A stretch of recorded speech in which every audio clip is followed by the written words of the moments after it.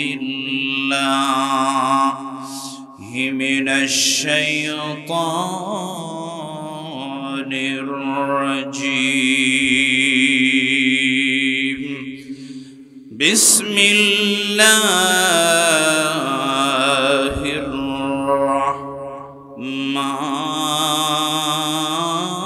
الرحمن الرحيم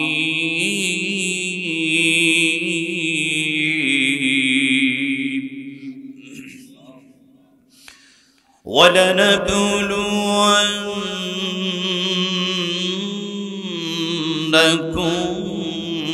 بشيء من الخوف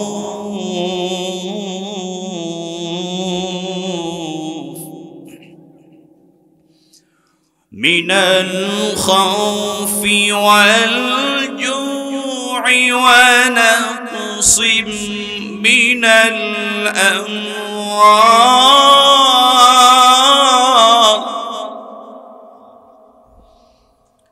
ونقص من الأموال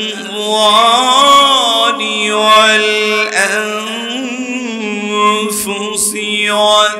والثمرات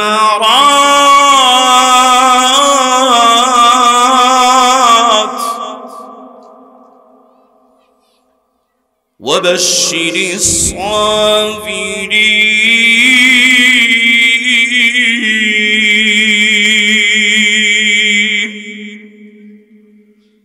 صدق الله العظيم কোরআনের কথা বাদ দিয়ে নিজে আলাপ শুরু করেন তাহলে আপনি কোরআনকে অমূল্যায়ন করছেন আপনার গুনাহ কবিরা হয়ে যাবে একটা গুনাহ কবিরা আপনাকে জাহান্নামে নিয়ে যাওয়ার জন্য যথেষ্ট হয়ে যাবে এজন্য খুবই সাবধানতার সাথে এটা কোনো দলের স্টেজ নয় কোনো ব্যক্তির স্টেজ নয় এটা কোরআনের স্টেজ কি বলেন ঠিক না এটা কোনো ব্যক্তির কথা হবে না কেন রাসূলের কথা হবে কোরআনের কথা হবে সুতরাং এখানে বেয়াদবি করা চলবে না আল্লাহ আমাদেরকে বোঝার তৌফিক দিন জোরে বলেন আমিন আর একটু জোরে বলেন আমিন সম্মানিত ভাইরা প্রত্যেকটা ওয়াজে তাফসিরে আমি বলি ওয়ান কাইন্ডস অফ তাফসির ক্লাস এক একটা কোরআনের মাহফিল এক একটা কোরআনের ক্লাস আলহামদুলিল্লাহ পড়বেন না রাসূল বলেছেন যাকাত তা'মাল ঈমান সেই ব্যক্তি ঈমানের মজা পেয়ে যায় মান রাদিয়া বিল্লাহি রাব্বা যারা আল্লাহকে রব হিসেবে পাওয়ার পরে সন্তুষ্ট হয়ে যায় আমাদের রব কে জোরে বলেন তো আল্লাহর নাম নিতে আমাদের অনেকের লজ্জা করে ঠিক না আল্লাহর নাম নেওয়াতে মজা আছে না নাই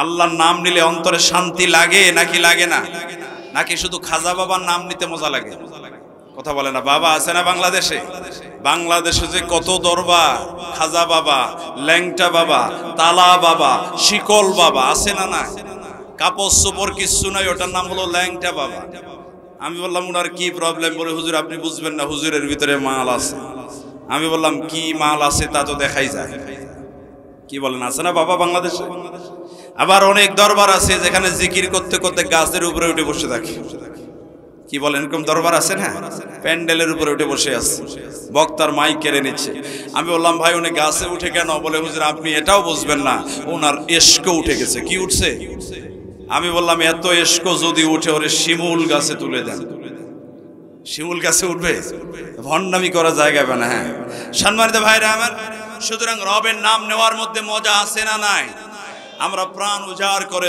সমস্ত শক্তি একত্রিত করে আমাদের যিনি রব তিনাকে একবার ডাক দেব আপনারা কি পারবেন ডাকতে আল্লাহকে ডাকতে আপনাদের অসুবিধা আছে একবার সকলেই বলেন আল্লাহ আর একটু আস্তে কোন আল্লাহ আল্লাহু আকবার আল্লাহর নামে স্লোগান আসতে হবে না জোরে হবে রাব্বাকা ফাকাব্বির আল্লাহর নাম হবে জোরে তাকবীর হবে জোরে এজন্য আল্লাহর নামের একটা তাকবীর দিয়ে স্লোগান দিয়ে আমরা আলোচনা শুরু করতে চাই রবের নামে স্লোগান দিতে আপনাদের কোনো অসুবিধা আছে কোনো ভয় ডর আছে হামলা মামলার চিন্তা আছে চিন্তা থাকলেও আমরা সেই চিন্তা করি না আমরা ফাঁসির রশিকে ফুলের রশি মনে করে দুনিয়া থেকে বিদায় নিয়েছি কিন্তু বাতিলের সামনে মাথা নত করি না জোরে কোন ঠিক না সুতরাং হাতটা একটু উঁচু করেন একটা তাকবীর হবে জোরে হাত সোজা করেন তো দেখি মুসলমানের মতো দেবেন পারবেন তো পিছনের বাইরে মনে দিচ্ছে না নাকি আচ্ছা দেখি লিল্লাহি তাকবীর অনেকে মনে করে হুজুর তো আমারে দেখে না দিয়ে লাভ কি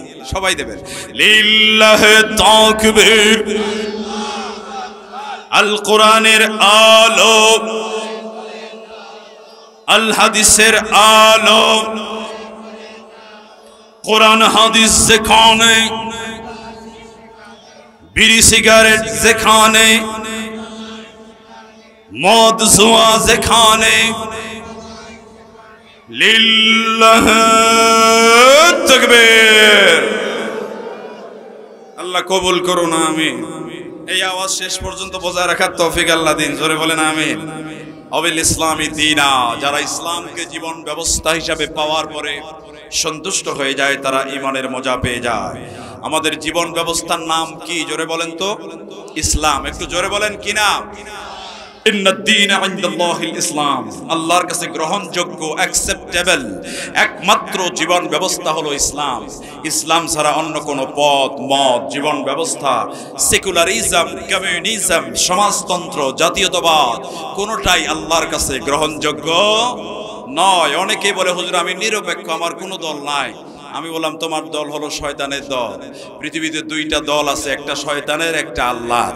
হয় আল্লাহর দলে যাও না শয়তানের দলে যাও, মাঝখানে যেটা থাকবে ওটা হলো হিজরা। কথা কয় না কেন, বুঝেন নি আপনারা?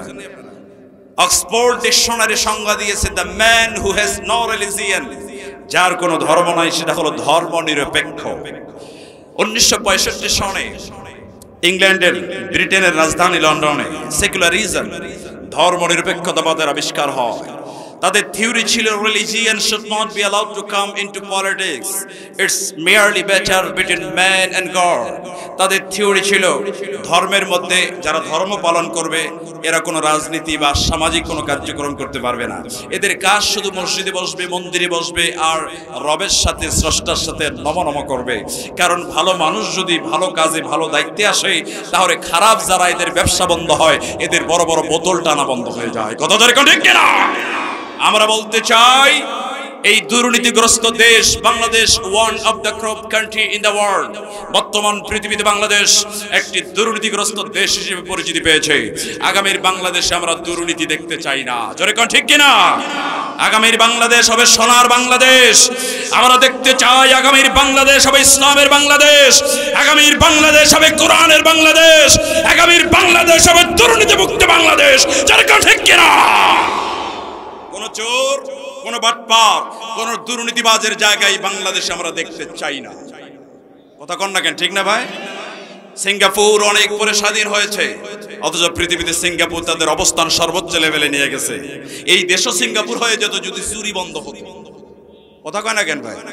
চুরি বন্ধ হতো। আমরা আমাদের আসল বন্ধুকে চিনতে ভুল করি। আমরা মনে করি যে ভারতের চাইতে বড় বন্ধু আমাদের আর কেউ নাই। আমি বলি ভারতের চাইতে বড় শত্রু বাংলাদেশের আর কেউ নাই। এ কথার যুক্তি আছে। ভারতে প্রতি মাসে আমি তাফসিরে যেতাম, এই বছর যাই নাই, যাওয়ার দরকারও নাই। আছে নাকি দরকার? কোন দরকার আছে? আমার ইউরোপ আছে, আমেরিকা আছে, সিঙ্গাপুর আছে, ইতালি আছে, এদের ডেট দিয়ে কুল পাই না।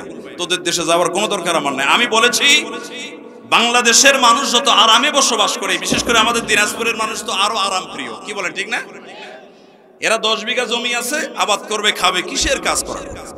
আরামে চলি আমরা, আরাম প্রিয় এদেশের মানুষ। এবং আমাদের জীবন যাপনের এত সুন্দর জীবন যাপন আমরা করি, ভারতের অধিকাংশ প্রদেশে আমাদের চাইতে অনেক নিকৃষ্ট নিম্নমানের জীবন যাপন তারা করে। আমি এটা ঘুরে ঘুরে দেখেছি, প্র্যাকটিক্যাল কথা আমি বলছি। সুতরাং আমার দেশ এটা সোনার দেশ। বাংলাদেশের ব্রাক গবেষণা করে দেখেছে এদেশের মানুষ যদি যাকাত দিত, প্রত্যেকটা ফ্যামিলি 18 লক্ষ করে টাকা পাইত। কয় লাখ টাকা? সুতরাং আমরা বুঝতে পেরেছি সুদ ভিত্তিক সমাজ ব্যবস্থা দিয়ে দারিদ্র দূরীকরণ করা সম্ভব হবে না যতদিন পর্যন্ত যাকাত ভিত্তিক অর্থ ব্যবস্থা এই দেশে চালু হবে না। কথা কন না, ঠিক না? তো যাকাত ভিত্তিক অর্থ ব্যবস্থা ওয়াজ দিয়ে হবে না, এটা কার্যক্রম চালাতে হবে। আমি এজন্য বলি, বরিশাল সিদ্দিকিয়া কামিল মাদ্রাসা আমি গেলাম তাফসীরের জন্য। প্রিন্সিপাল বলে, স্যার আমার মাদ্রাসায় 124 বছর ধরে ওয়াজ হয়। কয় বছর? আমি অবাক হয়ে গেলাম, 124 বছর তাফসীর হয়, তাহলে তো তোমার এলাকায় কোনো বেনামাজি থাকার কথা না। বেনামাজি আছে নাকি? বলে কি বলেন স্যার, মাত্র 10% মানুষ নামাজ পড়ে। আমি বললাম সুদ ঘুষের তো কোনো বালাই নেই তাই না এলাকায়? বলে বাড়ি বাড়ি সুদ ঘুষ চলতেছে। আমি বললাম আশ্চর্য বিষয়, হাউ ইজ ইট পসিবল?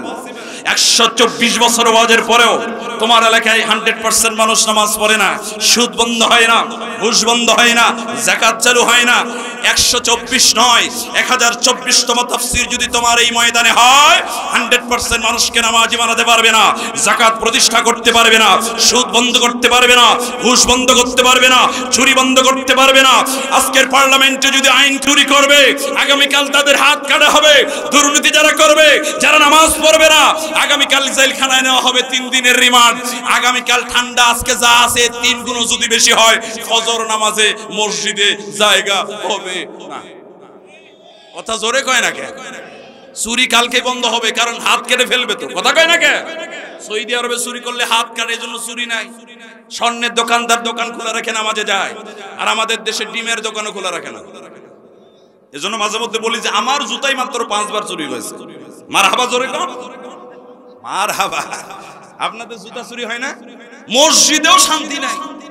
একদল বলে সুবহান রাব্বিয়াল আলা, আরেক দল বলে কোন জোড়া জুতা ভালো। চোর আছে নাকি না? তাহলে ওখানেও শান্তি নাই, ওখানেও শান্তি প্রতিষ্ঠা আমরা করতে পারি নাই। তার মানে বোঝা গেল মানুষের মন মস্তিষ্ক প্রসূত বিধান দ্বারা পরিপূর্ণ শান্তি প্রতিষ্ঠা করা সম্ভব নয়, একমাত্র আল্লাহর বিধান ছাড়া। জোরে কথা ঠিক কিনা? প্রত্যেকটা মুসলমানকে এটা অন্তর দিয়ে বিশ্বাস করতে হবে এবং মানতে হবে। এই চিন্তা, এই চেতনা, এই ফিলিংস, এই টেন্ডেন্সি আপনার ভিতরে যদি তৈরি না হয়, বিশ্বাস করেন আপনি এখনো পর্যন্ত ঈমানদার হতে পারেন নাই। আপনি মুখে বলতে পারেন আমি ঈমানদার, আপনি বলতে পারেন হুজুর আমি কোরবানি করি, আপনি বলতে পারেন হুজুর আমি গরু খাই, কিন্তু আসলে আপনি ঈমানদার হতে পারেন নাই। যদি পারতেন, বর্তমান পৃথিবীতে 14.7 মিলিয়ন, মাত্র 1.5 কোটি ইহুদি পৃথিবীতে বসবাস করছে। কয় কোটি? 1.5 কোটি। অপরদিকে 170 কোটি মুসলমান। আমার কথা মনোযোগ দিয়ে শুনবেন, হাবিজাবি কথা বলে আমি সময় নষ্ট করি না। আমার গবেষণার অব দ্য রিসার্চেবল কিছু কথা আগামী আধা ঘন্টার মধ্যে আমি বলবো। খুব মনোযোগের সাথে কথাগুলি শুনবেন, আশা করি আপনার বিবেক পরিবর্তন হবে, আপনি একটা স্বচ্ছ ধারণা আপনার ভিতরে পেয়ে যাবেন। বর্তমান পৃথিবীতে 170 কোটি মুসলমান আছে, তার বিপরীতে মাত্র 1.5 কোটি ইহুদি আছে। দুঃখজনক হলো সত্য, গোটা পৃথিবীতে প্রত্যেকটা দেশে আজকে মুসলমানেরা মাইর খাচ্ছে। ফিলিস্তিনে মারা হয়, আরাকানে মারা হয়, চেচনিয়া মারা হয়, বসনিয়া মারা হয়। ভারতের উত্তর প্রদেশে একজন যুবকের ফ্রিজে গরুর গোশত রাখার অপরাধে তাকে হত্যা করা হয়েছে। বাংলাদেশেও 15 বছর আমরা মাইর খেয়েছি। কথা কয় না কেন? মাহফিল বন্ধ করে দেওয়া হয়, মাহফিলের অনুমতির জন্য ডিসির কাছে যাওয়া হয়, এসপির কাছে যাওয়া হয়, মাহফিল বন্ধ হয়, বেশ্যাখানা বন্ধ হয় না, যাত্রাপালা বন্ধ হয় না, কনসার্ট বন্ধ হয় না। আল্লাহ বলেছেন যারা মাহফিল বন্ধ করেছো ওদেরকেই আমি বন্ধ করে দেব। সরকার ঠিক কিনা?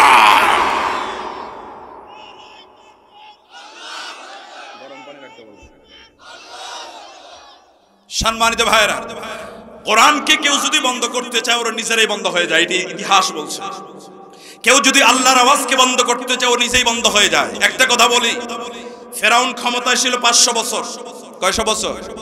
আচ্ছা আপনারা বলেন 500 ইয়ার্স, 500 বছর ক্ষমতায় থাকার পরেও ফেরাউন কি সফল নাকি ব্যর্থ? কথা বলে না, সফল না ব্যর্থ? তার কারণ ফেরাউনের নাম নিতে আমাদের ঘৃণা হয়। কথা কয় না কেন? ঠিক না? ফেরাউন একটা গালির নাম হয়ে গেছে। তার মানে বোঝা গেল 500 বছর ক্ষমতায় থাকলেই কেউ সফল হয় না। কথা কয় না ঠিক কিনা? হযরত আবু বকর সিদ্দিক রাদিয়াল্লাহু তাআলা আনহু ক্ষমতায় ছিলেন 2 বছর 2 মাস। আপনারা বলেন উনি সফল না ব্যর্থ? 2 বছরে সফল হয়ে গেছেন। গোটা দুনিয়ার মানুষ ওর নাম নিলেই অন্তর থেকে দোয়া করে, আর তুমি 500 বছর ছিলা, তোমার নাম নিতে অন্তর থেকে ঘৃণা আসে। তার মানে পাওয়ার থাকলেই সফল হওয়া যায় না। মনে রাখবা, ইতিহাস লেখা হয় মানুষ মরার পরে। কথা কয় না কে? ফেরাউনের পাওয়ার ছিল, ক্ষমতা ছিল, সে আইন চালু করেছিল। সেই কথাগুলি আল্লাহ কোরআনুল কারীমে সুন্দর করে আমাদেরকে ডিটেইল ডেসক্রিপশন আমাদের সামনে দিয়ে দিচ্ছেন। আল্লাহর কোরআন থেকে সেই আয়াতগুলি আপনাদের সামনে আমি তেলাওয়াত করেছি, উপস্থাপন করেছি। সামনে, বামে, ডানে, পিছনে সব দিকের আওয়াজ বন্ধ করেন, কথা বন্ধ করেন, সাইলেন্স হয়ে যান। সরাসরি কোরআন থেকে দলিল দিয়ে আমি কিছু কথা আপনাদের সামনে এবার তুলে ধরবো ইনশাআল্লাহ। আল্লাহর কোরআন 2 নম্বর সূরা আমি যে তেলাওয়াত করেছি, 2 নম্বর সূরা। সূরার নাম হলো সূরাতুল বাকারা। কোন সূরা কোন তো? সূরা বাকারার নাম জীবনে শুনছেন তো আপনারা? সবাই জানেন না? কোরআনের সূরা কয়টা আছে? One kinds of Tafsir class. এটা একটা কোরআনের ক্লাস। আপনারা ছাত্রের মতো জবাব দিবেন। মুরব্বি হয়ে গেছেন, মনে করছেন লজ্জা লাগতেছে নাকি? এটা জবাব দেন। কোরআনের সূরা আছে কয়টা? আয়াত আছে কয়টা? 6000? কোনদিন গুনছিলেন আপনি? শুনে শুনে মুসলমান এটা গুনতে সর্বোচ্চ 10 মিনিট লাগে। মোবাইল নেবেন, এভাবে টিপবেন, 10 মিনিটে গোনা শেষ। কিন্তু জীবনেও কোনোদিন কোনো দেখি নাই যে আসলে কি 6666 না একটু কম আছে, জীবনেও গুনি নাই। আমরা আসলে শুনে শুনে মুসলমান, কথা কয় নাকি? কোরআনুল কারীমের মূল আয়াত হচ্ছে 6236টা। আপনারা তো গুনেন নাই, কোনোদিন গুনেন নাই, তো গুনবেন। 6666 নিয়ে মতানৈক্য আছে, মুসাব্বা মানে এক আয়াত একাধিকবার আছে। এজন্য মূল আয়াত হচ্ছে 6236টা। 6200 কোরআনে সূরা আছে মোট কয়টা? 114টা। আলাইহা 19। এই আয়াতের উপরে আমার একটা রিসার্চ আছে, গবেষণা আছে, আমার বক্তব্যটা নেটে পাবেন আপনারা। 19 সংখ্যা দিয়া গাণিতিক পদ্ধতিতে আল্লাহ পুরো কোরআনটাকে সাজিয়েছেন। সুবহানাল্লাহ কবেন না? নাহনু নাযালনা যিকরা ওয়া ইন্না লাহু লাহাফিজুন। আল্লাহ যে বলেছেন কোরআনকে আমি আল্লাহ হেফাজত করব, কেমনে? আপনি যদি 6266 থেকে একটা আয়াত বাদ দিয়ে দেন, এটা চেষ্টা করেছিল কিন্তু সেই যুগে, যদি একটা বাদ দিয়ে দেন অটোমেটিক্যালি ক্যালকুলেটরে ধরা পড়ে যাবে। কেমনে? যেমন আয়াত আছে কোরআনের সূরা আছে 114টা, আর আল্লাহ কোরআনুল কারীমের আলাইহা 19, ইহার উপরে 19, এই 19 সংখ্যা দিয়া গাণিতিক পদ্ধতিতে আল্লাহ কোরআনকে সাজিয়েছেন। সুবহানাল্লাহ কবেন না?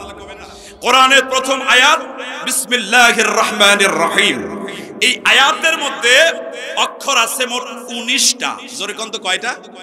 আল্লাহ কয় 19 দিয়ে আমি কোরআনকে সাজিয়েছি। আপনি 114 সূরাকে যদি 19 দিয়ে ভাগ দেন ইকুয়াল টু 6। 19 দিয়ে নিঃশেষে বিভাজ্য। সুবহানাল্লাহ বলতে ইচ্ছা করে না ভাই? এরপরে বিসমিল্লাহির রহমানির রহিমের মধ্যে আল্লাহ শব্দ দিয়েছেন মোট 4টা। আল্লাহ, রহিম, রহমান, ইসম। প্রথম শব্দটা ইসমুন। ইসমুন শব্দটা কোরআনে এসেছে মোট 19 বার। 19 ভাগ 19 নিঃশেষে বিভাজ্য। সুবহানাল্লাহ। আল্লাহ শব্দটা কোরআনে এসেছে 2698 বার, এটা 19 দিয়ে নিঃশেষে বিভাজ্য। রহমান শব্দ এসেছে 57 বার, 19 দিয়ে নিঃশেষে বিভাজ্য। রহিম শব্দ এসেছে 133 বার, 19 দিয়ে নিঃশেষে বিভাজ্য। আল্লাহু আকবার বলতে ইচ্ছা করে না? 50টা সূত্র আমার কাছে আছে রেডি। সুতরাং পুরো কোরআনকে আল্লাহ এমন ভাবে সাজিয়েছেন, একটা নকটাও যদি বাদ দেন অটোমেটিক্যালি ধরা পড়ে যাবে। কথা কয় নাকি? ঠিক না?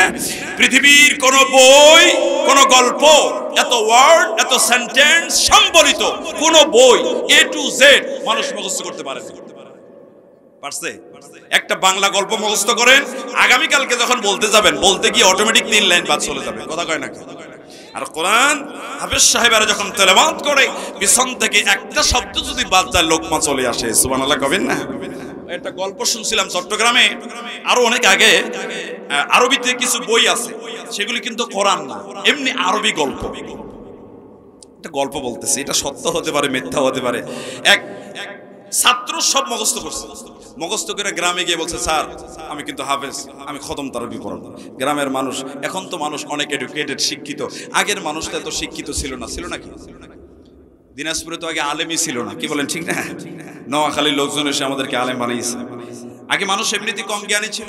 উনি গিয়ে বলে, স্যার আমি হাফেজ, কোরআন তেলাওয়াত করব। ওই আরবি দিয়া কোরআন পড়ে নামাজ পড়ায়। একজন আলেম নাকি একদিন প্রতিমধ্যে ওই মসজিদে নামাজ পড়তে ঢুকছে। ঢুকার পরে দেখে আল্লাহ ঘটনা কি রে, পড়ে কি? ও আবার আরবিতে উত্তর দিছে, প্রশ্ন করেছে, ভাই তুমি যা তেলাওয়াত করতেছো আমি কিন্তু সব বুঝে ফেলছি। উনি এবার জবাব দিছে, যদি বোঝো চুপ থাকো, যা পাবো অর্ধেক অর্ধেক। নামাজের পরে হুজুর কি হইলো? বলে ভুল করছিলাম তো, লোকমা দিছে। হাফেজরা যখন কোরআন তেলাওয়াত করে সুনিপুণ ভাবে এত সুন্দর করে আল্লাহ সাজিয়েছেন, একটা ওয়ার্ড যদি বাদ চলে যায় পিছন থেকে লোকমা চলে আসে। বর্তমান পৃথিবীতে 2 কোটির উপরে হাফেজে কোরআন রয়েছে। সুবহানাল্লাহ পড়েন। ওয়ালাকাদ ইয়াসসারনাল কুরআনা লিযিকরি ফাহাল মিন মুদ্দাকির। আল্লাহ পাক বলেন, কোরআনকে আমি আল্লাহ অত্যন্ত সহজ করে তৈরি করেছি। অথচ আজকে অনেক ডিসি, এসপি, জাজ, ব্যারিস্টার, ম্যাজিস্ট্রেট, বড় বড় আইনজীবী, এরা ইংলিশ জানে, সাহিত্য জানে, ইতিহাস জানে, কেমিস্ট্রি জানে, ফিজিক্স জানে, থিওলজি জানে, সব জানে, কিন্তু কোরআন সহি করে পড়তে পারে না। এরকম বড় বড় এডুকেটেড, শিক্ষিত আমাদের সমাজে আছে না নাই? বলে হুজুর আমি তো ওই বিষয়ে জানি না। আগেই সে অজ্ঞ হয়ে যায়। আমি বলেছি যারা কোরআন জানে তারা পৃথিবীর সব জানে। কথা কয় না, ঠিক না? কারণ ওয়া নাযালনা আলাইকাল কিতাবা তিবয়ানাল লিকুল্লি শাই, সব কিছু আল্লাহ কোরআনে উল্লেখ করে দিয়েছেন। এই যে মাইকে আমরা ওয়াজ করি, এই মাইকের কথা কোরআনে আছে না নাই? সন্দেহ হচ্ছে আপনাদের? টিস্যুর কথা আছে? টিস্যু একজন খালি বলতেছে, বাকিরা বলে টিস্যু বক্স, এটার কথা আছে? সন্দেহ হচ্ছে। আল্লাহ রাব্বুল আলামিন বলেন ওয়া আল্লামা আদামাল আসমাআ কুল্লাহা, এই পৃথিবীতে যত জিনিসের নাম আছে, মোবাইল বলেন মোবাইলের স্ট্যান্ড বলেন, মাইক বলেন মাইকের তার বলেন, ইকোসিস্টেম বলেন, টিস্যু বলেন টিস্যুর বক্স বলেন, আল্লাহ রাব্বুল আলামিন বলেন প্রত্যেকটা জিনিসের নাম আমি আল্লাহ আদমকে শিক্ষা দিয়েছি। সুবহানাল্লাহ। সুতরাং যারা কোরআন জানে তারা সব জানে পৃথিবীর অন্য অন্য জ্ঞান আল্লাহ অন্য প্রাণীকে অটো দিয়েছে। আপনার ছেলে বুয়েটে পড়ে, চুয়েটে পড়ে, কুয়েটে পড়ে, রুয়েটে পড়ে, ইঞ্জিনিয়ারিং ইউনিভার্সিটিতে পড়ে, এরপরে জানে কি করে বিল্ডিং তৈরি করতে হয়। কিন্তু ছোট্ট একটা বাবুই পাখি আপনারা চেনেন না, কোথায় ঘর বানায়? তাল গাছে। কথা কয় না, কোথায় বানায়? তাল গাছে। ও যে ঘরটা বানায় দেখছেন কোনদিন? এত সুন্দর ফিনিশিং দেয়। বলেন তো বাবুই পাখি কোন বিশ্ববিদ্যালয়ে পড়ছে? স্কুলে পড়ছে? কোন বিশ্ববিদ্যালয় নাই, কোন স্কুল নাই, অথচ কি সুন্দর ফিনিশিং, একটা খুঁত আপনি সেখানে বের করতে পারবেন না। বাবুই পাখি যে বাড়িটা বানায়, ওর বাড়ির মধ্যে দুইটা রুম পাওয়া যায়, একটা হলো বেডরুম, আরেকটা হলো ড্রয়িং রুম, শুধু বাথরুম নাই। রাত্রি 12টার পরে বাবুই পাখি তার স্ত্রীকে নিয়ে ঘুমিয়ে আছে, রোমান্স করছে। স্ত্রী স্বামীকে ডেকে বলে, স্বামী গো, রাতের বেলায় কিছুই তো দেখা যায় না, অল্প একটুকুন ডিম লাইটের ব্যবস্থা করা যায় কিনা দেখো তো। এবার বাবুই পাখির অন্তরে স্ত্রীর ভালোবাসা আছে নাকি নাই? আছে। আমাদের অন্তরে স্ত্রীর ভালোবাসা আছে নাকি নাই? খালি 4-5 জনের আছে, বাকিদের নাই। বউকে ভালোবাসেন না আপনারা? বউকে ভালোবাসলে সওয়াব আছে না নাই? দিনে 3 বার বলবেন আই লাভ ইউ, আমি তোমারে খুব ভালোবাসি, কারণ বউয়ের ভালোবাসার মধ্যে সওয়াব আছে, রহমতও আছে। সুবহানাল্লাহ কবেন না? বিয়ের আগে তো অনেকে বলছেন, এবার নিজের বউকে বলবেন। যেই হাত ধরলে আপনার কবিরা গুনাহ হয়, বিয়ের পরে ওই হাত ধরলে সগীরা গুনাহ মাফ হয়ে যায়। সুবহানাল্লাহ পড়বেন না? আল্লাহ পাক বলেন ওয়াজআলা বাইনাকুম মাওয়াদ্দাতাও ওয়া রাহমা, স্বামী আর স্ত্রীর ভিতরে আমি আল্লাহ ভালোবাসা সৃষ্টি করে দিয়েছি। কোথায়? একজনের বাড়ি চট্টগ্রাম, আরেকজনের বাড়ি দিনাজপুর, একজনের বাড়ি পঞ্চগড়, আরেকজনের বাড়ি জয়পুরহাট। বিয়ের পরে এত ভালোবাসা আল্লাহ তৈরি করে দেয়, একজন আরেকজনের জন্য জীবন পর্যন্ত দিয়ে দেয়। সুবহানাল্লাহ। অথচ এখন জীবন দেওয়া লোক কম, কারণ পরকীয়া আছে না নাই?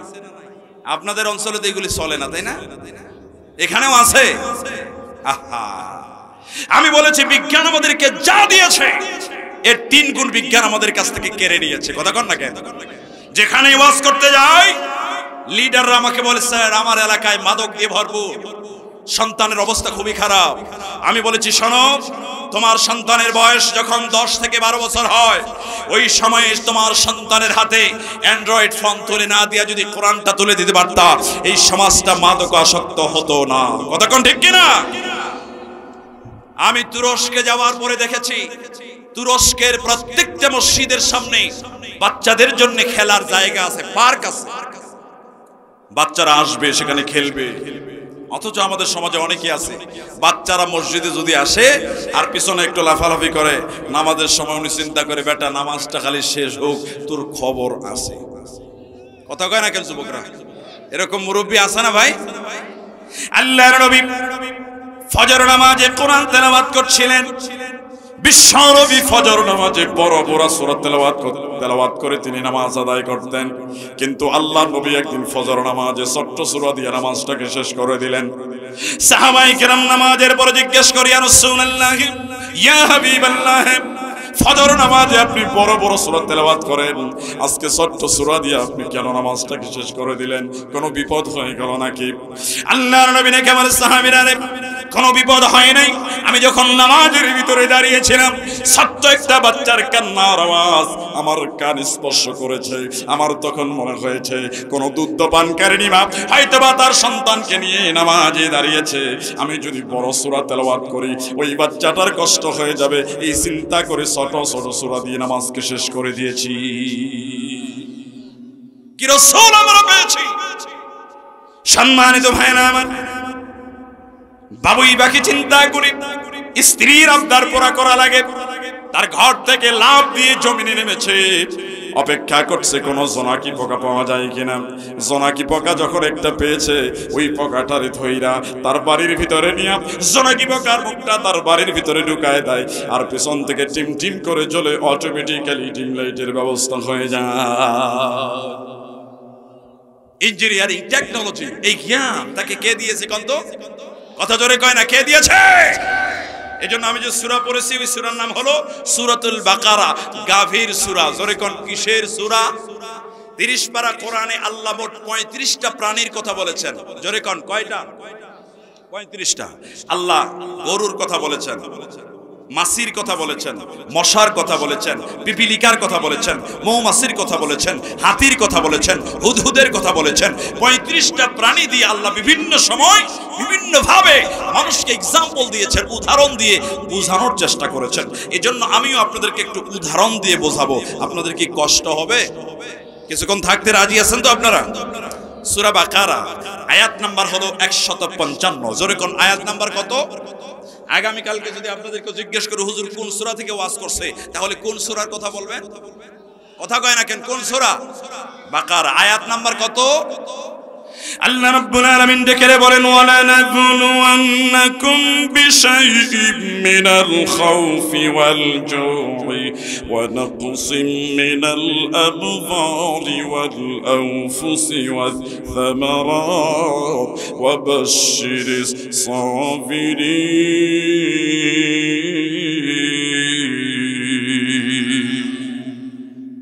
আল্লাহ পাক বলেন, ওয়ালা নাবলুওয়ান্নাকুম বিশাইইম মিনাল খাউফ, অবশ্যই অবশ্যই আমি আল্লাহ তোমাদের পরীক্ষা নেব। এই পৃথিবীতে পড়ালেখা করে যারা, পরীক্ষা হয় তাদের। পড়ালেখা নাই যার, পরীক্ষাও নাই তার। কথা কন না? পড়ালেখা যাদের আছে ওদের পরীক্ষা আছে। যারা স্কুলে পড়ে, মাদ্রাসায় পড়ে, কলেজে পড়ে, ইউনিভার্সিটিতে পড়ে, তাদের পরীক্ষা হয়। পড়ালেখা নাই যার, পরীক্ষাও নাই তার। যার পড়ালেখা যত বেশি হয় তার পরীক্ষা তত বেশি হয়। যার পরীক্ষা যত কঠিন হয় তার পুরস্কার তত বেশি হয়। কথা কন না? ঠিক না? অনুরূপভাবে পৃথিবীতে ঈমান আছে যার, পরীক্ষাও আছে তার। ঈমান নাই যার, পরীক্ষাও নাই তার। কারো ঈমান এত শক্তিশালী হয়, ঈমান আনতে গিয়া, দ্বীনের পথে চলতে গিয়া তার জেলখানা পর্যন্ত যাওয়া লাগে। কথা কয় না? ঠিক না? কারো ঈমান এত শক্তিশালী হয়, ঈমানের পথে চলতে গিয়ে ঈমান পর্যন্ত যেতে হয়। কারো ঈমান এত শক্তিশালী হয়, মিথ্যা মামলায় জেলে যেতে হয়। কারো ঈমান এত শক্তিশালী হয়, আল্লাহর দ্বীনের জন্য শহীদ হয়ে যায়। ঠিক কিনা? আল্লাহ রাব্বুল আলামিন ডেকে বলেন, হাসিবান নাসু আন ইউতরাকু আন ইয়াকুলু আমান্না ওয়া হুম লা ইফতানুন।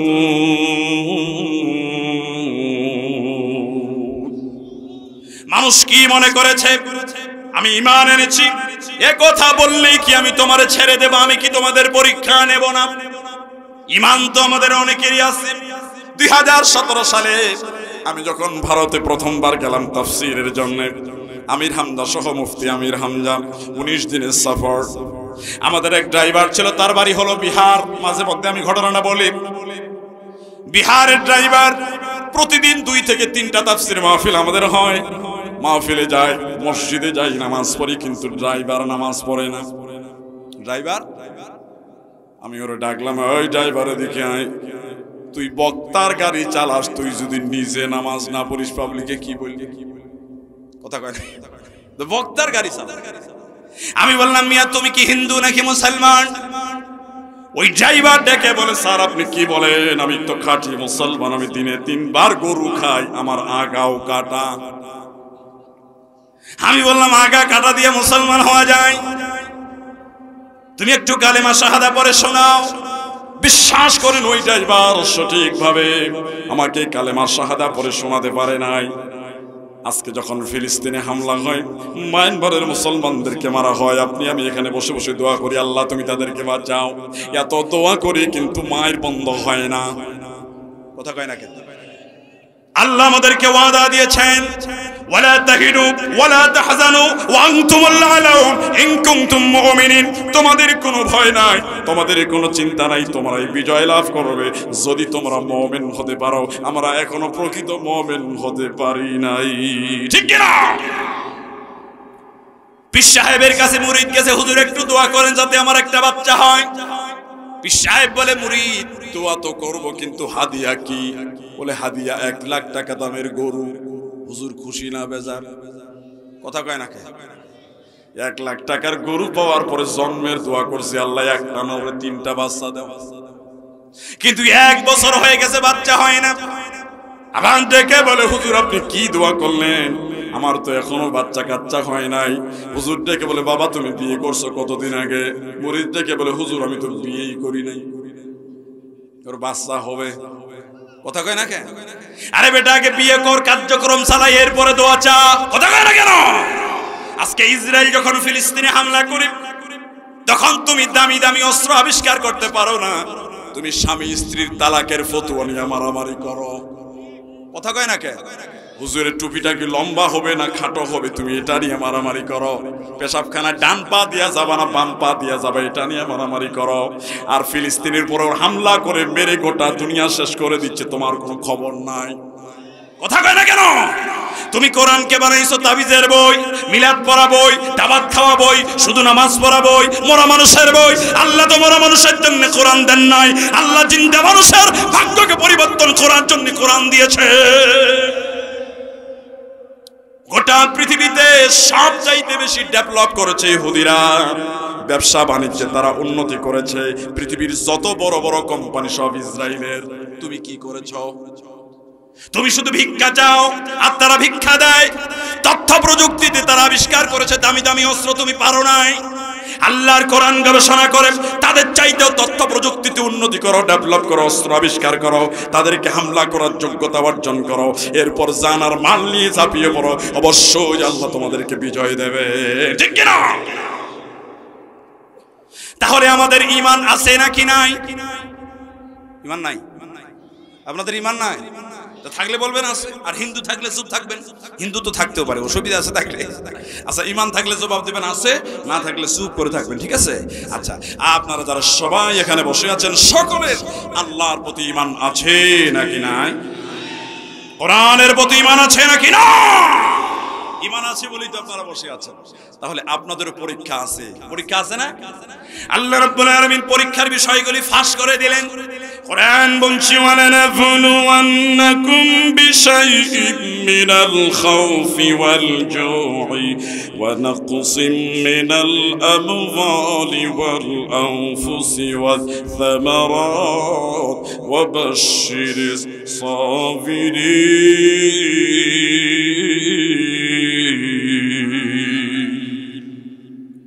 আল্লাহ পাক বলেন, আমি প্রথম যে বিষয়ের পরীক্ষা নিব, এই বিষয়টার নাম হলো ভয়। কিসের পরীক্ষা? কার ভয়? আল্লাহর ভয় না, আল্লাহ নিজেই পরীক্ষা নেবেন। তাফসীর ইবনে আব্বাস আয়াতের তাফসীর করতে গিয়ে বলেন, খাউফুল আদু, বাতিলের ভয়, শত্রুর ভয়। কারণ পৃথিবীতে হক এবং বাতিলের লড়াই চিরন্তন। কথা কয় না কেন? 5ই অগাস্টের আগে আমি অনেককেই বলেছি, ভাই একটু আল্লাহর রাস্তায় চলেন, দিন আন্দোলনের কাজ করেন। ও ডেকে ডেকে বলে, হুজুর অবস্থা ভালো না, যখন ভালো হবে তখন না হয় দেখা যাবে। এরকম সুবিধাবাদ আমাদের সমাজে ছিল না, ছিল না। কথা কয় না কেন? ওরাই আবার এখন সামনে দাঁড়া লাফালাফি করে। কথা কয় না কেন? মানে এরা সব জায়গায় আছে। তখন বলতে হুজুর অবস্থা ভালো না, আর এখন ভালো হয়ে গেছে, এখন সামনে আছে। আমি বলেছি, মিয়া অবস্থা ভালো কখন ছিল? যখন মুসা নবী দিনের দাওয়াত দিবে, অবস্থা আরো খারাপ, ক্ষমতায় ফেরাউন। কথা কয় না কেন? ইব্রাহিম নবী দাওয়াত দিবে, অবস্থা আরো খারাপ, ক্ষমতায় নমরুদ। আল্লাহ নবী দাওয়াত দিবে, অবস্থা আরো খারাপ, ক্ষমতায় আবু জাহেল। আমরা আবু জাহেলকে পাই নাই, নমরুদকে পাই নাই, হামানকে পাই নাই, কারুনকে পাই নাই। আমরা 15 বছর ধরে দেখেছি মুসলমানের ঘরে জন্মগ্রহণ করা কিছু মুনাফিকের বাচ্চা এদের কার্যক্রমগুলি আবু জাহেলকে পর্যন্ত হার বানিয়ে দিয়েছে। ঠিক কিনা?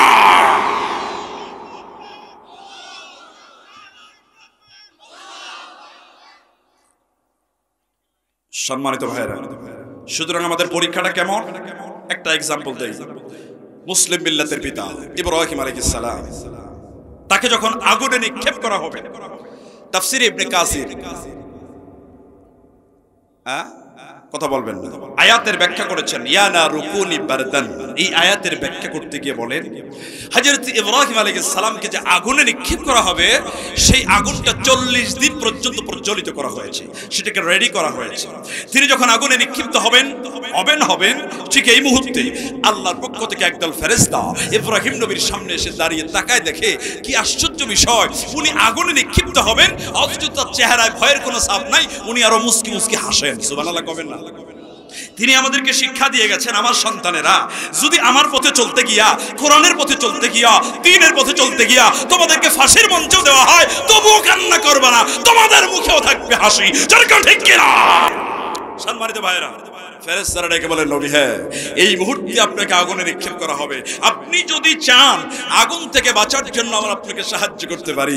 ইব্রাহিম নবী ডেকে বলে, ফেরেশতারা তোমরা আমারে কেমনে সাহায্য করবা? তোমরা তো নিজেরাই নিজেদেরকে সাহায্য করতে পারো না, সাহায্য করার মালিক তো একজন। তিনি কে? জোরে বলেন, তিনি কে?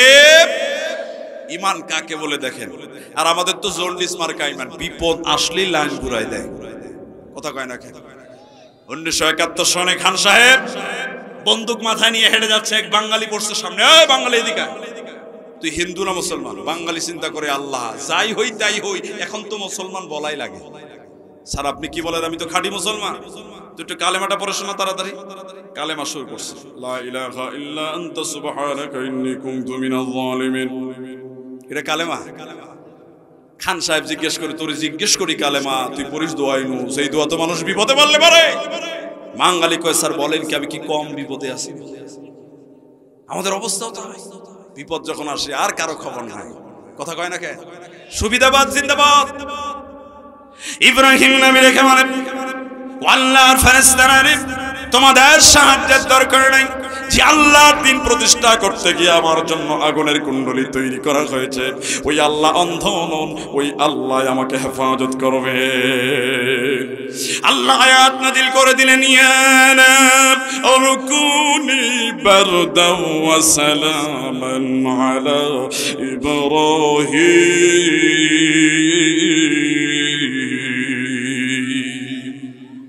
ইয়া নারু কুনি বারদান, বারদান মানে ঠান্ডা হও।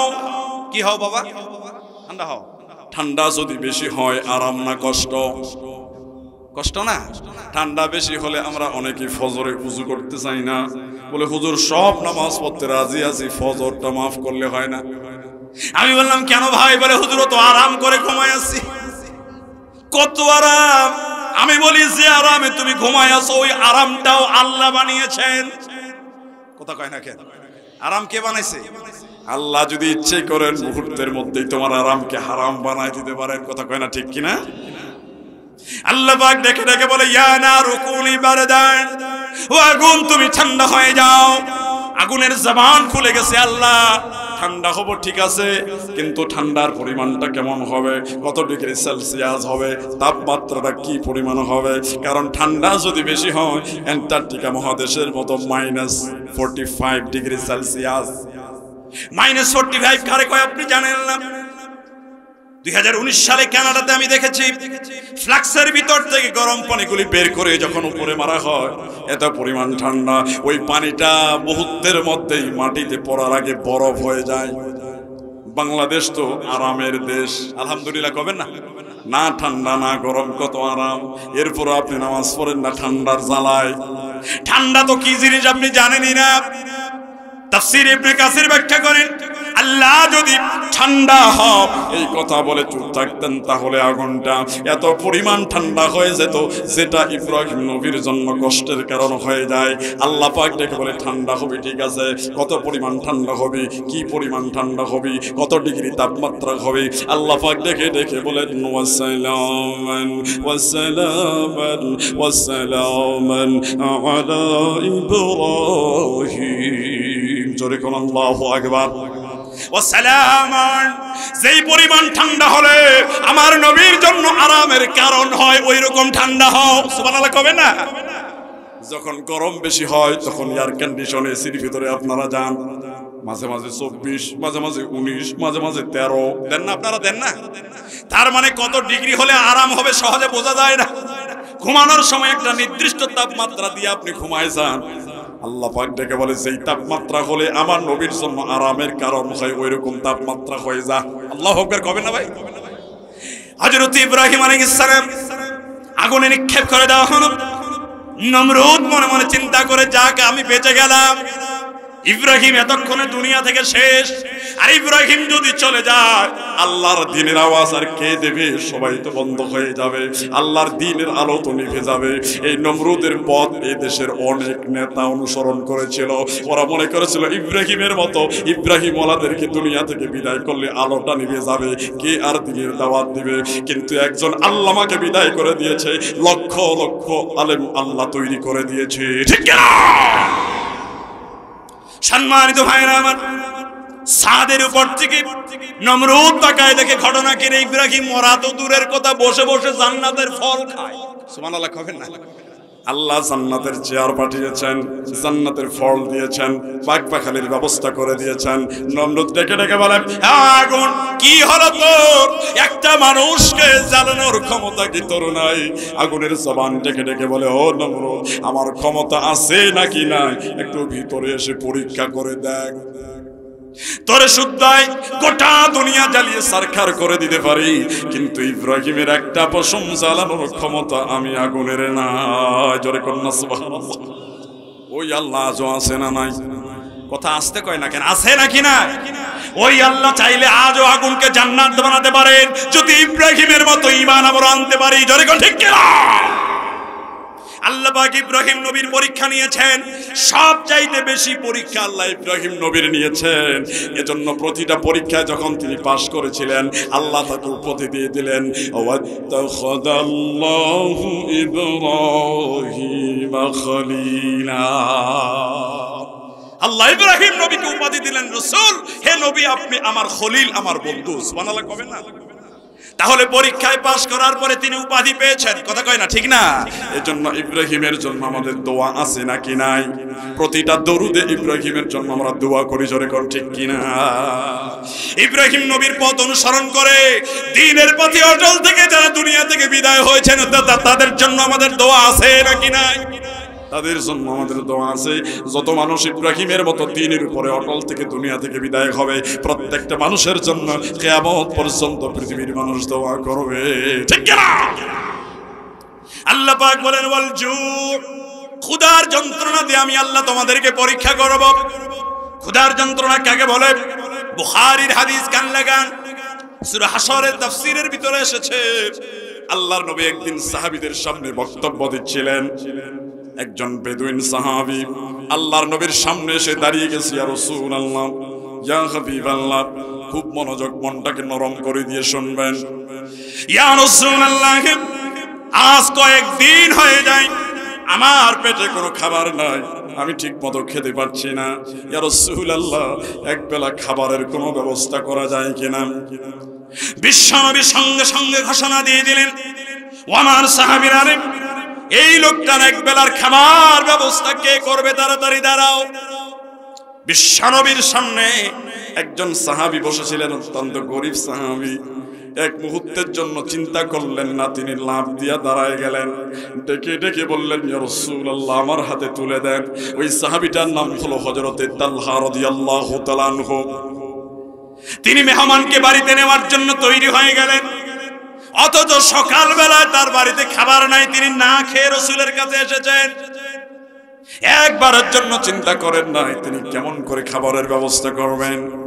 মেহমানকে সাথে করে নিয়ে তিনি যখন বাড়িতে উপস্থিত হলেন, তার স্ত্রী ডেকে বলে, স্বামী গো, তুমি মেহমান কেন এনেছো? খাবার কোথায় পাবা? আপনার আমার স্ত্রী যদি হতো তাহলে কি করত? একজনকে মাইক দিত রংপুরে যাওয়ার পর।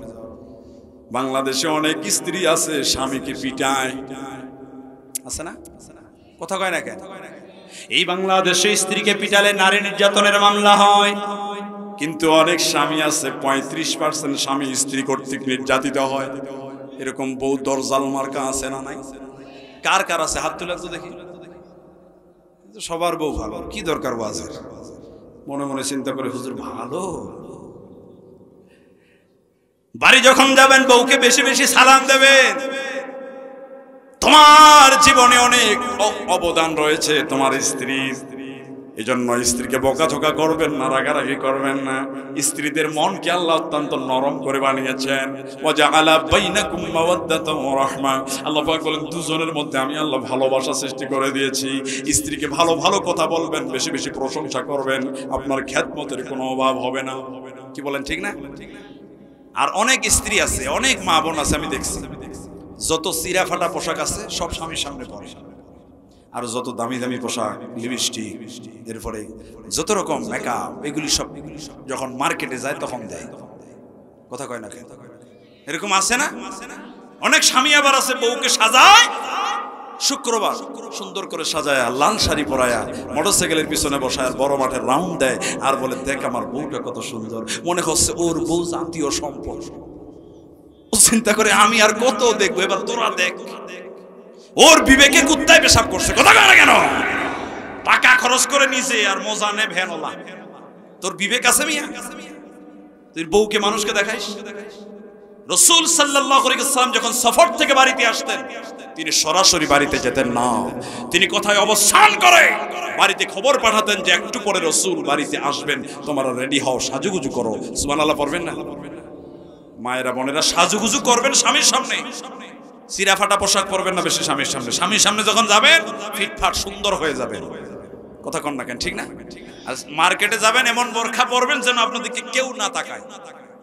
আর এমন টাইট ফিটিং বোরখা পরে ইফটিজিং শুরু হয়ে যায়। কথা কয় না কেন? ইফটিজিং করলে খালি ছেলেদের দোষ, আগে মেয়েদের দোষ বেশি। কথা কয় না কেন? তুমি তো পর্দা নাই, তোমার মেকআপ, তোমার পোশাকের স্টাইল, যুবকরা তো হাঁ করে তাকায় থাকবে। তুমি আগে পর্দা করো, এমন বোরখা পরো যাতে তোমার খালাম্মা ডাকে। খালাম্মা ডাকলে অসুবিধা আছে নাকি? আপনি খেপে যাবেন? খালাম্মা ডাকবে মানে শ্রদ্ধার চোখে আপনাকে দেখবে। আর আপনার বয়স 35, বোরখা পরে মনে হয় 19। ওটা বোরখা না, ওটা বোরখার নামে ফ্যাশন। কথা কয় না কেন? ফ্যাশনেবল বোরখা বেরিয়েছে। এই ফ্যাশন ইসলাম কখনো প্রমোট করে না, ইসলাম এটাকে গ্রহণ করে না। ঢিলা ঢালা আটো-সাটো পোশাক পরবে না, ঢিলা ঢালা পরবে যাতে আপনার প্রতি শ্রদ্ধা বোধ জাগ্রত হয়। আর আপনার সবটুকুন ভালোবাসা স্বামীকে উজাড় করে দেবেন, পরিপূর্ণ ভালোবাসবেন স্বামীকে, তাহলে স্বামী পরকিয়া করবে না। কি বলেন, ঠিক না ভাই? স্বামীর প্রতি ভালোবাসা দরকার আছে না নাই? বেশি বেশি স্বামীকে ভালোবাসবেন, পর্দা করে চলবেন, নামাজ পড়বেন, রোজা রাখবেন। মাত্র 4টা কাজ, জান্নাতের যে কোনো দরজা দিয়ে আপনি জান্নাতে যাবেন। সুবহানাল্লাহ পড়বেন না? সম্মানিত ভাইরা আমার, হযরত তালহা রাদিয়াল্লাহু তাআলা আনহু তার স্ত্রীকে ডেকে বলে, স্ত্রী গো, আল্লাহর নবীর মেহমান আমি নিয়ে এসেছি। বাড়িতে মেহমান আসলে পরে রিজিকের বরকত কে দেয়? আমাদের অনেকের উল্টা বুঝে, মেহমান যদি রাত 10টার পর আসে স্বামীর উপরে খেপা, সময় পাইলে না। কথা কয় না, বলে না? আর সময় পাইলে না মেহমান আনা, এখন আনছো, খাওয়া শেষ। প্রত্যেকটা মানুষ তার রিজিক নিয়ে পৃথিবীতে আসে। মেহমান কোনদিন আপনার রিজিক খায় না, তার রিজিক আসমানে নির্ধারিত হয়ে গেছে। আপনার বাড়িতে মেহমান এসেছে মানে তার বরকত আল্লাহ আপনার বাড়িতে পাঠিয়ে দিয়েছে। হযরত তালহা ডেকে বলে, স্ত্রীকে আমি তাহলে কি করতে পারি? স্বামী যেমন স্ত্রীও তেমন। স্ত্রী ডেকে বলে, স্বামী গো, আমার বাড়িতে কোনো খাবার নাই, সারাদিন ঘুরে ঘুরে অল্প একটু কোন খাবার আমি জোগাড় করেছিলাম। আমার 2টা ছোট্ট বাচ্চা আছে, আমরা বড় মানুষ, রাতের বেলায় যদি না খাই আমাদের একটু কষ্ট হবে, কিন্তু সহ্য করতে পারবো। কিন্তু কলিজার টুকরা সন্তানকে যদি খাবার না দেই, তারা কাঁদতে কাঁদতে অস্থির হয়ে যাবে, রাতের বেলা ঘুমাতে পারবে না। স্বামী গো, এবার তুমি বলে আমি কি করব? খাবারগুলি সন্তানের জন্য রেখে দেব নাকি রাসূলের মেহমানকে দিয়ে দেব? হযরত তালহা ডেকে বলে, স্ত্রী গো, আমার 2টা সন্তান আজকে রাতের বেলায় যদি না খায়, তারা একটু কান্নাকাটি করবে, একটু না হয় কষ্ট হবে। কিন্তু বিশ্ব নবীর মেহমানকে যদি না খাওয়া বিদায় দিয়ে দেই, আল্লাহ নবীকে অপমান করা হবে। ও আমার প্রাণের স্ত্রী, তোমার কাছে আমার অনুরোধ, ওই অল্প একটুকুন খাবার তুমি রাসূলের মেহমানের জন্য দিয়ে দাও। আল্লাহ রাব্বুল আলামিন তোমার সন্তানের উত্তম রিজিকের ব্যবস্থা করে দেবেন। বিশ্ব নবীর সাহাবী হযরত তালহা রাদিয়াল্লাহু তাআলা আনহুর স্ত্রী কেমন ছিলেন মায়েরা বোনেরা আপনারা শুনেন। তালহার স্ত্রী প্লেটের মধ্যে খাবার নিয়ে স্বামী বলতে দেরি, এক হুকুমটা মানতে একমাত্র 1 সেকেন্ডও দেরি হয় নাই। ওই খাবারটুকুন প্লেটের মধ্যে নিয়ে সঙ্গে সঙ্গে তালহার হাতে তুলে দিয়েছেন। হযরতে তালহা বিন্দু মাত্র দেরি করলেন না, ঘরের মধ্যে চলে গেলেন, মেহমানের সামনে খাবারটা পরিবেশন করে দিলেন। কিন্তু আরব দেশের নিয়ম হলো খাবার যখন দেওয়া হয় আগে খায় বাড়িওয়ালা, তারপরে খায় মেহমান। মেহমান ডেকে বলে, বাড়িওয়ালা ভাই আসেন, স্টার্ট করি, শুরু করি। হযরতে তালহা চিন্তা করে, আল্লাহ ওই লোকটা এমনিতেই কয়েকদিন না খাওয়া, ওইটুকুন খাবারের মধ্যে আমি তালহা যদি ভাগ বসাই লোকটার বড় কষ্ট হয়ে যাবে। না না না, এটা হতে পারে না। তিনি জলদি করে ঘর থেকে আমার বেরিয়ে গেলেন। স্ত্রীকে ডেকে বললেন, স্ত্রী গো, একটা খালি পাত্রের ব্যবস্থা করে দাও। স্ত্রী ডেকে বলেন, স্বামী গো, পাত্র দিয়ে কি হবে, বাড়িতে আর তো কোনো খাবার নাই। স্বামীটাকে বলে, খাবারের দরকার নেই, একটা খালি পাত্র আমাকে দাও। একটা খালি পাত্র নিয়ে তিনি যখন ঘরের ভিতরে প্রবেশ করছিলেন আর মনে মনে চিন্তা করছিলেন, আল্লাহ আমি কি করতে পারি, বুদ্ধি আমার মাথায় তুমি দিয়ে দাও। ঘরের ভিতরে প্রবেশ করার পরে মাগরিবের পরে টিম টিম টিম টিম করে একটা আলো জ্বলছিল। হযরত তালহা রাদিয়াল্লাহু তাআলা আনহু একটা ফু দিয়া তিনি আলোটা নিভাই দিলেন। ডেকে ডেকে বললেন, ও রাসূলের মেহমান, আপনি রাগ করবেন না, আমার বাড়িতে তেলের বড় সংকট, তেল একটু কম আছে, এজন্য আমি আলোটা নিভাই দিলাম। অন্ধকার যখন হয়ে গেল ঘরটা, হযরত তালহা রাদিয়াল্লাহু তাআলা আনহু একটা খালি প্লেট নিয়ে ওই মেহমানের সামনে বসে পড়েছে।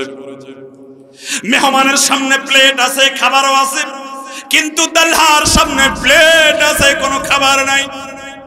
অন্ধকারের ভিতরে হযরত তালহা রাদিয়াল্লাহু তাআলা আনহু ডেকে বলে, ও রাসূলের মেহমান, আপনার প্লেটের মধ্যে খাবার আছে, আপনি খাবার শুরু করে দেন, আর আমার প্লেটের খাবার আমি খাই। কুসকুসি অন্ধকারের ভিতরে রাসূলের মেহমান খাবার শুরু করে দিয়েছে, কিন্তু তালহার প্লেটে কোনো খাবার নাই। অন্ধকারের ভিতরে রাসূলকে খুশি করার জন্য হযরত তালহা শুধু খাবারের ভান করে গেছে। ফজর নামাজের সময় নামাজে যখন হযরত তালহা উপস্থিত হয়ে গেছেন, আল্লাহ নবী ডেকে ডেকে বলে, রে তালহা, গতকালকে রাতে এমন কি আমল করেছিস রে তালহা, তোর আমলে আল্লাহ রাব্বুল আলামিনের আরশে আজিম খুশি হয়ে গেছে। তোর আমলে আল্লাহ রাব্বুল আলামিন আয়াত নাজিল করে দিয়েছেন, ওয়া ইউসিরুনা আলা আনফুসিহিম ওয়ালাউ কানা বিহিম খাসাসা। সাহাবীদের চরিত্র আমি আল্লাহ এমন দিয়েছি যে তারা নিজের চাইতে নিজের ভাইয়ের প্রয়োজনকে বেশি গুরুত্ব দিয়েছে। সম্মানিত ভাইরা আমার, যারা ঈমানদার হয় তাদেরকে ক্ষুধার যন্ত্রণা দিয়ে আল্লাহ পরীক্ষা করেন। অনেক ঈমানদার আছে আল্লাহর রাস্তায় যখন দান করতে বলি, অনেকে বলে, হুজুর আমারই তো নাই, আমি কে দেব? আপনি কি তালহার চাইতে বেশি গরিব হয়ে গেছেন? তালহা রাদিয়াল্লাহু তাআলা আনহু তার চাইতে গরিব গরিব সাহাবী ছিল। আল্লাহ পাক কোরআনুল কারীমে ডেকে ডেকে বলেছেন, কারা জান্নাতি বান্দা হবে, শোনো শোনো। আল্লাযীনা ইউনফিকুনা ফিস সাররাই ওয়াদ-দাররাই ওয়াল কাযিমিনাল গায়যা ওয়াল আফিনা আনিন নাস। যারা জান্নাতি বান্দা হবে, আল্লাযীনা ইউনফিকুনা ফিস সাররাই ওয়াদ-দাররা, তারা যখন ধনী থাকবে তখনও দান করবে, যখন দারিদ্রতা পেয়ে বসবে তখনও দান করবে। তখন দিবে 10,000, দারিদ্র হলে দিবে 10 টাকা, কিন্তু দান করা বন্ধ করবে না। জান্নাতি বান্দারা সর্ব অবস্থায় আল্লাহর রাস্তায় দান করতে থাকবে। ওয়াল কাযিমিনাল গায়য, তারা রাগকে সংবরণ করবে। আপনি অফিসার, আপনি কোম্পানির মালিক, আপনার একজন রিপ্রেজেন্টেটিভ সে একটা কাজে ভুল করে ফেলেছে, আপনি ইচ্ছে করলে তারে ঝাড়ি দিতে পারেন, তারে গালি দিয়ে বের করে দিতে পারেন, কিন্তু তারে মাফ করে দেন। আল্লাহ কয়, মাফ যদি করতে পারো তুমি জান্নাতি। সুবহানাল্লাহ। ওয়াল কাযিমিনাল গায়য ওয়াল আফিনা আনিন নাস, ঈমানদাররা মানুষকে মাফ করতে থাকে। বিশ্বনবী একদিন ঘোষণা দিলেন, আমার সাহাবীরা রে, এই যে মসজিদের ভিতরে একজন প্রবেশ করছে, একজন, তার দিকে একটু তাকায় দেখো। আমি রাসূল নিজে সাক্ষ্য দিলাম, ওই সাহাবীটা হলো জান্নাতি সাহাবী। সুবহানাল্লাহ। কি সাহাবী? রাসূল সাল্লাল্লাহু আলাইহি ওয়াসাল্লাম যদি কাউকে জান্নাতি বলে, তার জান্নাতে যাওয়ার কোনো বাধা আছে? কথা বলে না কেন, বাধা আছে। আল্লাহর নবী অসংখ্য সাহাবীকে জান্নাতি বলেছেন। আল্লাহর নবী বললেন ওই সাহাবীটা জান্নাতি সাহাবী। সাহাবায়ে কেরাম পিছনে তাকায় দেখে লোকটা কে, কিন্তু কেউ চেনে না, নতুন মানুষ। পরের দিন আবার রাসূল বক্তব্যের সময় ঘোষণা করলেন, সাহাবীরা রে পিছনের দিকে তাকায় দেখো, এখনই একটা লোক মসজিদে আসবে, ওই লোকটা হলো জান্নাতি লোক। সুবহানাল্লাহ। সাহাবীরা তাকায় দেখে আল্লাহ প্রথম দিন যেই লোকটাকে আল্লাহর নবী জান্নাতি বলেছেন, দ্বিতীয় দিন একই লোককে আল্লাহর নবী জান্নাতি বলেছেন, তৃতীয় দিন বিশ্বনবী বক্তব্য দেওয়ার সময় একই লোককে জান্নাতি বলেছেন। হযরত আব্দুল্লাহ ইবনে উমর রাদিয়াল্লাহু তাআলা আনহু মনে মনে চিন্তা করে আল্লাহর নবী ওই লোকটাকে 3 দিন জান্নাতি বলেছেন, নিশ্চিত ওই লোকটা জান্নাতি। ওই লোকটা কেমনে জান্নাতি হলো আমি একটু জানতে চাই। আল্লাহ পাক বলেন ওয়াসারিউ ইলা মাগফিরাতিম মির রাব্বিকুম, তোমরা বিল্ডিং বানানোর কম্পিটিশন করো না, টাকা ইনকামের কম্পিটিশন করো না, তোমরা কম্পিটিশন করো জান্নাতে যাওয়ার। কারণ বিল্ডিং হলো মাত্র 5 তলা আর জান্নাত হলো 6236 তলা। জান্নাত হলো দুনিয়ার বিল্ডিং হলো মাত্র 5 কাঠা, আর জান্নাত হলো আরদুহাস সামাওয়াতি ওয়াল আরদ, আসমান আর জমিনের সমান প্রশস্ত। আল্লাহু আকবার। হযরত আব্দুল্লাহ ইবনে উমর রাদিয়াল্লাহু তাআলা আনহু এশার নামাজের পরে যেই লোককে বিশ্বনবী জান্নাতি বলেছে, ওই লোকের সামনে গিয়া দাঁড়িয়ে গেছে, চাচা যান আপনাকে আল্লাহর নবী জান্নাতি বলেছেন, আপনার বাড়িতে আমি আজকে রাতে একটু মেহমান হতে চাই, আমার বাড়িতে একটু প্রবলেম হয়েছে, বলে চলো তাড়াতাড়ি। মেহমানকে নিয়ে বাড়িতে চলে গেলেন। আব্দুল্লাহ ইবনে উমর যুবক মানুষ, ওই চাচার পাশে ঘুমিয়ে গেলেন। ওই চাচা জান সারের পরে ঘুমায় গেছে, কিন্তু আব্দুল্লাহ ঘুমায় না। তিনি ঘুমের ভান করে চোখগুলি বন্ধ করে আছেন, আর তিনি অপেক্ষা করছেন লোকটা স্পেশাল কি আমল করে আমি একটু দেখতে চাই, আল্লাহর নবী কেন তাকে জান্নাতি বলেছে। কিন্তু ফজর আজান হয়ে গেছে, ওই লোকটার স্পেশাল কোনো আমল সে দেখতে পেল না। আজান হলো, লোকটা মসজিদে চলে গেল। একটানা 3 দিন তার বাড়িতে অবস্থান করার পরেও স্পেশাল কোনো আমল সে খুঁজে বের করতে পারে নাই। 3 দিন পরে হযরত আব্দুল্লাহ ইবনে উমর রাদিয়াল্লাহু তাআলা আনহু ডেকে ডেকে বলে, চাচা যান আমি আপনার বাড়িতে মেহমান হয়ে এসেছিলাম, তার কারণ আল্লাহর নবী আপনাকে 3 দিন জান্নাতি বলেছেন। আমি এসেছিলাম যে আপনার কোনো স্পেশাল আমল আবিষ্কার করা যায় কিনা, কিন্তু আমি 3 দিন ধরে আপনার বাড়িতে অবস্থান করছি, স্পেশাল কোনো আমল আমি আবিষ্কার করতে পারি নাই। আপনি কি আমাকে একটু বলে দেবেন নাকি আল্লাহর নবী কেন আপনাকে জান্নাতি বলেছেন? ওই চাচা যান ডেকে বলে, আব্দুল্লাহ রে আমার স্পেশাল কোনো আমল নাই, এই যে বুকের দিকে তাকায় দেখো, আমি যখন রাতের বেলায় ঘুমোতে যাই, এশারের পরে যখন বিছনায় শুইতে যাই, আমাকে দিনের বেলায় কেউ যদি গালি দেয়, কেউ যদি আমাকে বকা দেয়, আমাকে যদি মাইরও দেয়, আমি যখন ঘুমোতে যাই প্রত্যেকটা মানুষকে মাফ করে দিয়ে আমি ঘুমোতে যাই। এই আমলের কারণে হয়তোবা আল্লাহর নবী আমাকে জান্নাতি বলেছেন। কেউ যদি মানুষকে মাফ করে দেয়, তারে আল্লাহও মাফ করে দেয়। সুবহানাল্লাহ পড়বেন না? ওয়ালজু, ক্ষুধার যন্ত্রণা দিয়ে আল্লাহ পরীক্ষা করেন। ওয়া নাকসিম মিনাল আমওয়াল, মাল নষ্ট করার মাধ্যমে আল্লাহ ঈমানদারদের পরীক্ষা করেন। মাঝে মাঝে দোকান ঘর পুড়ে যায়, মাঝে মাঝে বাড়ি পুড়ে যায়, মাঝে মাঝে ফসল নষ্ট হয়, প্লাবন হয়, বন্যা হয়, ধানের ক্ষেত নষ্ট হয়, অতিবৃষ্টি অনাবৃষ্টি হয়, হয় কি হয় না? কথা কয় না কেন? হয় না? এই মাল নষ্ট করার মাধ্যমে আল্লাহ ঈমানদারদের পরীক্ষা নেন। ওয়া নাকসিম মিনাল আমওয়াল ওয়াল আনফুস, জান নেওয়ার মাধ্যমে আল্লাহ পরীক্ষা নেন। 5 নম্বর ওয়াস সামারাত, সামারাতের ব্যাখ্যা মুফাসসিররা করেছেন, অনেকের ছোট্ট ছোট্ট বাচ্চা দুনিয়া থেকে বিদায় হয়ে যায়। আল্লাহর নবী মেরাজের রজনীতে 7ম আসমানে ইব্রাহিম নবীর সামনে যখন হাজির হয়ে গেছেন, আল্লাহ নবী তাকায় দেখলেন ইব্রাহিম নবীর চতুর্দিক দিয়া ছোট্ট ছোট্ট বাচ্চারা খেলা করছে। বিশ্বনবী হযরত জিবরিলকে ডেকে বলে, ও জিবরিল, এই ছোট্ট ছোট্ট বাচ্চারা কারা? হযরত জিবরিল ডেকে বলে, ইয়া রাসূলুল্লাহ, ইয়া হাবিবাল্লাহ, এই ছোট্ট ছোট্ট বাচ্চা হলো তারা যারা দুনিয়া থেকে নাবালেগ অবস্থায় দুনিয়া থেকে বিদায় নিয়ে চলে এসেছে। এই বাচ্চাগুলিকে আল্লাহ রাব্বুল আলামিন 7ম আসমানে ইব্রাহিম নবীর সামনে হাজির করে দেন। কিয়ামতের দিন এই বাচ্চার পিতা মাতা যদি ধৈর্য ধারণ করতে পারে, এই বাচ্চাগুলি তার পিতা মাতাকে খুঁজে খুঁজে আল্লাহর জান্নাতে নিয়ে যাবে। আল্লাহর নবীর কোন সন্তানকে আল্লাহ বড় হতে দেন নাই। রাসূলের ছোট্ট সন্তান ইব্রাহিম নাবালেগ অবস্থায় দুনিয়া থেকে বিদায় হয়েছে। আল্লাহ নবী সাহাবীদের সামনে বক্তব্য দিচ্ছিলেন, রাসূলের কানের মধ্যে কে যেন খবরটা পৌঁছায় দিয়েছে, ইয়া রাসূলুল্লাহ আপনার আদরের ইব্রাহিম আর দুনিয়াতে নাই। বিশ্বনবী বক্তব্য স্টপ করে দিলেন, জলদি করে বাড়িতে গেলেন। বিশ্বনবী বাড়িতে যাওয়ার পরে তিনি তাকায় দেখলেন তার আদরের ইব্রাহিমের উপরে একটা সাদা কাপড় দিয়া ঢেকে দিয়া ইব্রাহিমের মা হযরতে মারিয়া লাশের পাশে পাথর হয়ে বসে আছে। কারণ কলিজার 32টা নারী যারা সন্তান যদি বিদায় হয়ে যায়, মায়ের চাইতে কষ্ট আর কেউ বেশি পায় না। সন্তানটা বিদায় হয়ে গেছে। বিশ্বনবী ডেকে বলে, মারিয়া রে, ইব্রাহিমের মুখের সামনে থেকে একটু কাপড়টা সরাও, আমি একটু ইব্রাহিমের লাশটা দেখতে চাই। ইব্রাহিমের মুখের সামনে থেকে কাপড়টা সরানো হলো। হাদিসের মধ্যে এসেছে আল্লাহর নবী ইব্রাহিমের লাশটা দেখার সাথে সাথে আল্লাহর নবীর চোখের দুই কোণায় যেন পানি জমা হয়ে গেছে।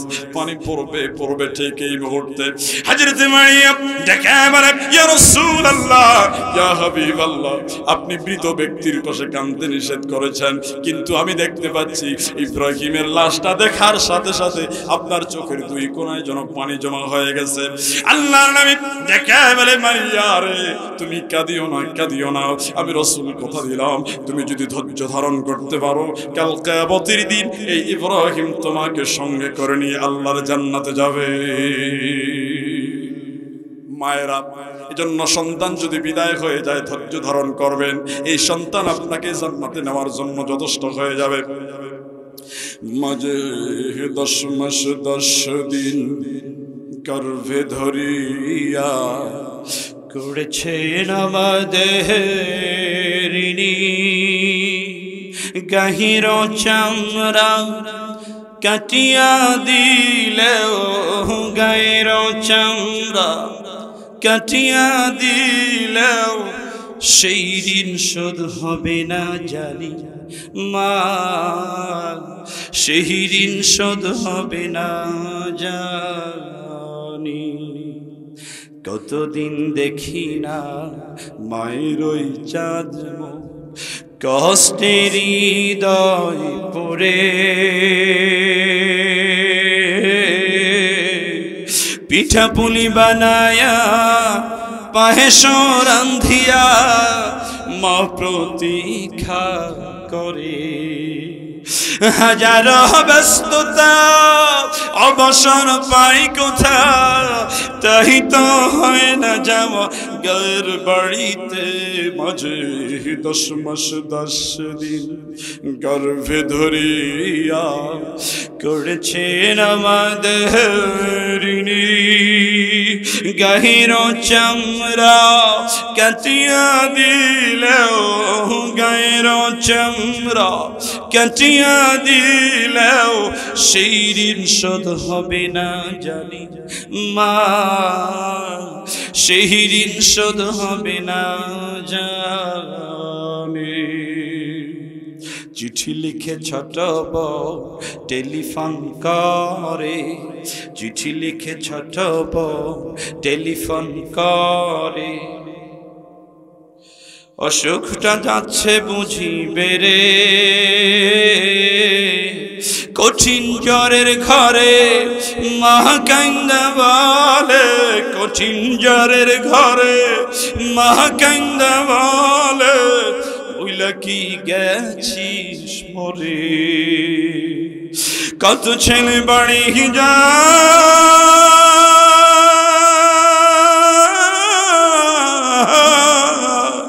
কত ছেলে বাড়ি যায়, আমার না কাজ ফুরায়, যাব বলে তাই তো গায়ে হয় না যাওয়ারে।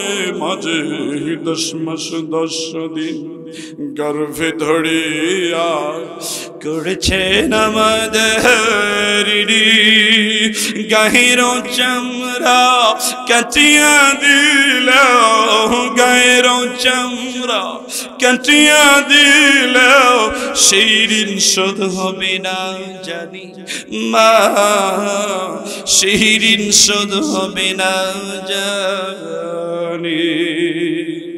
জীবনের সম্মান চাও, ইজ্জত চাও, রিজিককে বাড়াতে চাও, মায়ের খেদমত করো, পিতার খেদমত করো।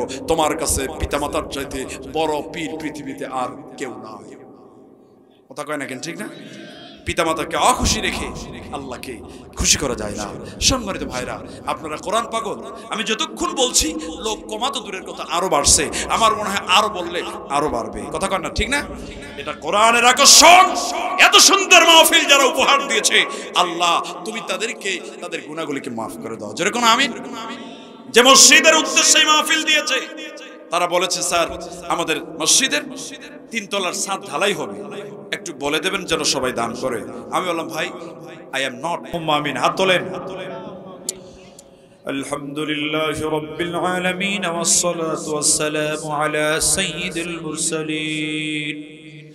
রব্বানা ظلمنا أنفسنا وإن لم تغفر لنا وترحمنا لنكونن من الخاسرين. ربنا لا تزغ قلوبنا بعد إذ هديتنا وهب لنا من لدنك رحمة إنك أنت الوهاب. ربنا العالمين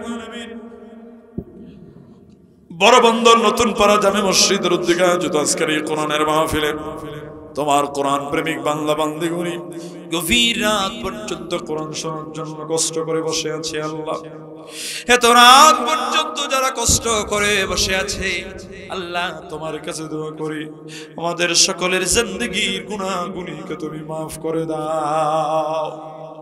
রব্বুল আলামিন জীবনের শুরু থেকে নিয়ে আজ পর্যন্ত যত গুনাহ করেছি, আল্লাহ তুমি যদি গুনার দিকে তাকাও আমরা ধ্বংস হয়ে যাব। মাবুদ তুমি আমাদের গুনার দিকে না তাকে রহমতের কুদরতি নজর দিয়ে তোমার বান্দাদের কাকুতি মিনতি আর চোখের পানির দিকে তাকিয়ে আমাদের সকলের জিন্দেগীর গুনাহগুলিকে মাফ করে দাও।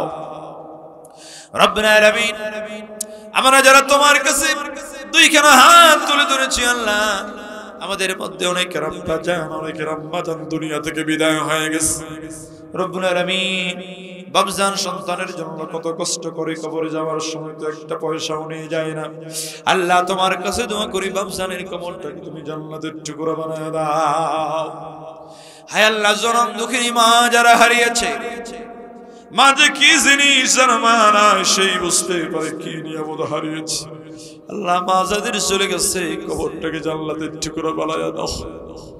রব্বুল আলামিন এলাকার কত মুরব্বি দুনিয়া থেকে বিদায় হয়ে গেছে, আল্লাহ সবার জন্য আমি দোয়া করি সকলের কবরগুলিকে তুমি জান্নাতের টুকরা বানায় দাও। কত মানুষ কত টাকা কত পয়সা দান করেছে, মাবুদ কে কোন উদ্দেশ্য নিয়ে দান করেছে আমি সকলের মনের খবর জানি না। আল্লাহ আমি দোয়া করি সকলের মনের নেক মাকাসুদগুলিকে তুমি পুরা করে দাও। আল্লাহ এই মসজিদকে তুমি কবুল করে নাও। মসজিদের যত অভাব আছে তুমি তোমার গায়েবী খাজানা থেকে পুরা করে দাও। আমার মায়েরা বোনেরা কষ্ট করে বসে আছে, আল্লাহ তারা মসজিদের জন্য প্রাণ ভরে দান করেছে, আল্লাহ তুমি তাদেরকে মা খাদিজার মতো কবুল আর মঞ্জুর করে না। রব্বুল আলামিন ছোট ভাই বখতিয়ার আলী সাহেব তার বাবা মা দুজনই উমরাতে চলে গেছে, আল্লাহ আল্লাহ তুমি তাদের উমরাকে কবুল করে নাও, সুস্থভাবে দেশে ফিরতে পারে সেই তৌফিক তুমি তাদেরকে দান করে দাও। রব্বুল আলামিন আমার যুবকেরা যে পরিশ্রম করেছে, আল্লাহ যুবকদের পরিশ্রমকে তুমি কবুল করে নাও। আল্লাহ আল্লাহ তাদের উত্তম রিজিকের ব্যবস্থা তুমি করে দাও। বন্ধুবর আশরাফুজ্জামানকে তুমি ইসলামের জন্য দ্বীনের জন্য কবুল করে নাও। গোটা পৃথিবীর মুসলমানদেরকে তুমি হেফাজত করো। اللهم اجعلنا من التوابين اللهم اجعلنا من المتطهرين اللهم اجعلنا من عبادك الصالحين اللهم اجعلنا من الذين لا خوف عليهم ولا هم يحزنون اللهم رب ارحمهما كما ربياني صغيرا سبحان ربك رب العزة عما يصفون وسلام على المرسلين والحمد لله رب العالمين واجعل آخر كلمتنا عند الموت لا إله إلا الله মুহাম্মাদুর রাসূলুল্লাহ।